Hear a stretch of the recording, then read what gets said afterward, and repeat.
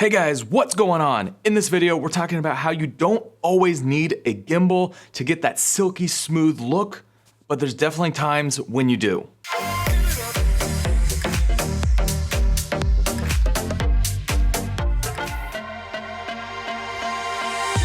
So this video is all about ways in which you can get awesome silky smooth footage without using a gimbal. Now, gimbals are an awesome piece of equipment. You can do some really cool stuff, but you don't always need a gimbal.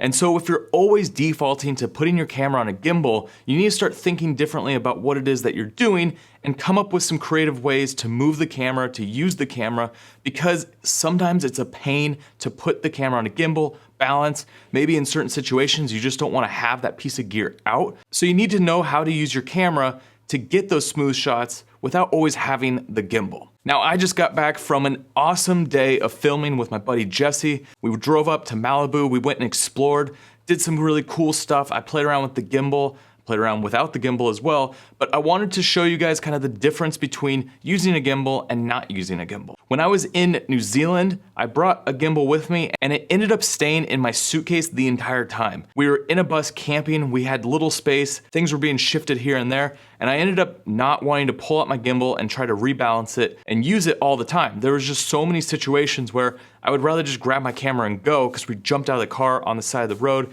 getting some cool shots, or I just was hiking, I didn't want to bring the extra gear. And after about a week of traveling, I ended up just ditching the gimbal altogether because when you're shooting to edit and you shoot in a certain style, you realize that you only need a few seconds here, a few seconds there, and if you move the camera in certain ways, the footage can be smooth and you can still get that gimbal-like effect. Okay, so the first thing that will get you smooth footage is an image stabilizer or a camera stabilizer. So in different cameras, there's different stabilizers. I shoot on the GH5. It has both a stabilizer in the body and it also has a stabilizer in the lens. So using your stabilizer, turning those on, gives you the ability to get smoother footage. The second part is just how you move.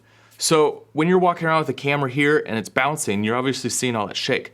So when you sit down low and you move your body smoothly in a direction left to right, forwards, back, up, down, you can create the gimbal look where it's very silky smooth, and it's all done just by moving your body weight from one direction to another. Now, when you start taking steps, there's more opportunity for your camera to be bouncing around. So this really works well when you're doing these smooth, small shots. The third thing that will add to giving you smoother footage is shooting in slow-mo. And that's just one of those things. The slower you shoot, the easier it is to get smoother footage because you're basically taking a second and you're expanding that second into 2 seconds. 4 seconds, 8 seconds, depending on what your camera can shoot. So with the GH5, I always shoot 120, so that's 4 times slower than 30. But this camera can also do 180, which is even slower. Now I know a lot of your cameras will only do 60, but even at 60, you can still get silky smooth shots by putting on slow motion and moving your body in a way where it doesn't have a lot of bounce, a lot of shake. You gotta brace yourself, you gotta sit down lower, you gotta do the gimbal walk, which is trying not to move the camera except for in the plane of motion that you wanna go. All right, the fourth tip would be to brace the camera on something bigger than, say, the camera itself. So if you have a cage, you have some handles, that's gonna allow you to hold onto the camera and make it bigger. So when you make a camera bigger, it moves with less bump and less shake. So cages, handles, you could brace it against your body. Your body's a big object, so when you put your camera against it and you're just shifting your body, then you're gonna get a smoother shot. So think of ways that you can expand the footprint of your camera. Taking something like a Joby tripod, bending the arms up, putting your camera on here, now you have more of an object that you can maneuver and it's not so small. So now you're making it bigger, it's gonna act like a bigger camera.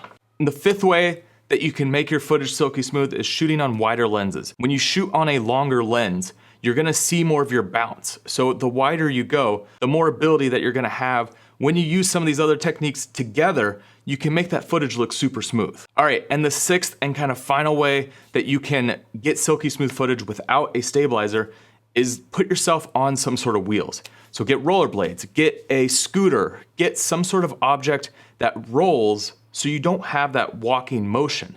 So think of ways that you can incorporate something else that has wheels so that you can get those smoother shots, not having to have as much bounce. So when you use all these different techniques and you use them interchangeably, you can get really silky smooth footage. Like I was saying, when I was in New Zealand, all I used was my body and the camera, and these different techniques, wide lenses, etc., and I was able to always have silky smooth footage. Now, a big part about this is that you're only gonna be able to use a few seconds of each shot. So if you're shooting like B-roll sequences, this is a great way to get awesome footage, make it look a lot more cinematic because you have this footage in it. However, when you start shooting in real time and you're doing longer takes, you're gonna notice all the camera bounce. So these 6 tips that I just gave you work great when you're cutting short clips, you know, a few seconds for each shot and then you're out onto the next clip. Now, if you need to do longer takes, if you need to shoot in real time, this is when a gimbal is needed. And so that's what I was saying at the beginning of this video. There's times when you don't need a gimbal. You could shoot a lot of awesome footage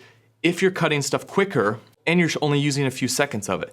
So when me and Jesse were out today, I wanted to show you some different samples of how a gimbal makes such a difference when you're using it in situations where you absolutely need it to get that silky smooth footage.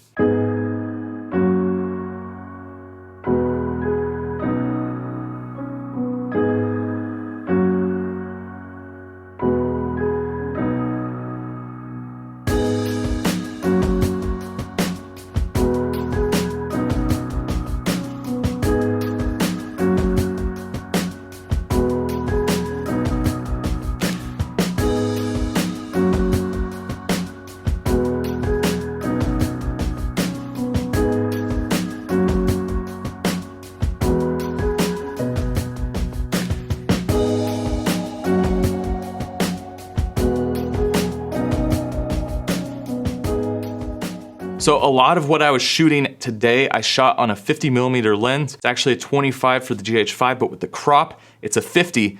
And when you shoot on a longer lens on a gimbal, you can get these really cool moving shots that you would never be able to get handheld. And then on top of it, I was shooting real time trying to do longer takes. And so when you're doing longer takes, you have to use a gimbal to get these silky smooth shots because otherwise you're just gonna be bouncing around. But the effect that you can get when you're shooting on a long lens with a gimbal is amazing. You can get these really cool spiraling shots around whoever it is that you're filming because if you're on a good gimbal, you can move without having to worry about too much camera wobble or too much camera shake. So you can just make sure that you have the right distance, spin around a person, do some really cool, awesome shots. All right, and one last thing. When you're shooting slow-mo with a gimbal, you could do some unique shots that you won't be able to get with other cameras. So for example, when me and Jesse were up in the cliffs above Malibu, I was able to run up and down this hillside and keep him centered the entire time. And I was still able to get these really cool shots done in slow motion. And you get this kind of drone looking effect where you're going from up to down to up.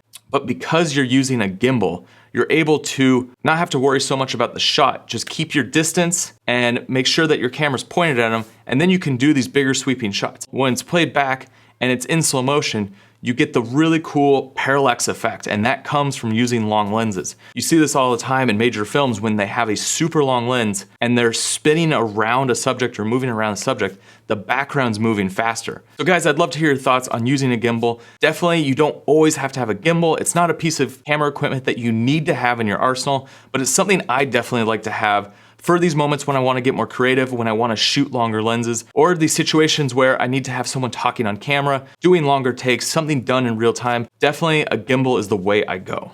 All right guys, that is it. If you're new to this channel, make sure you hit that subscribe button. Go out there, make some awesome cinematic, smooth, silky footage with or without a gimbal. There's some really cool stuff you can do. All right guys, stay tuned. There's some really awesome stuff coming up before we hit the road. So guys, I will see you on the next one.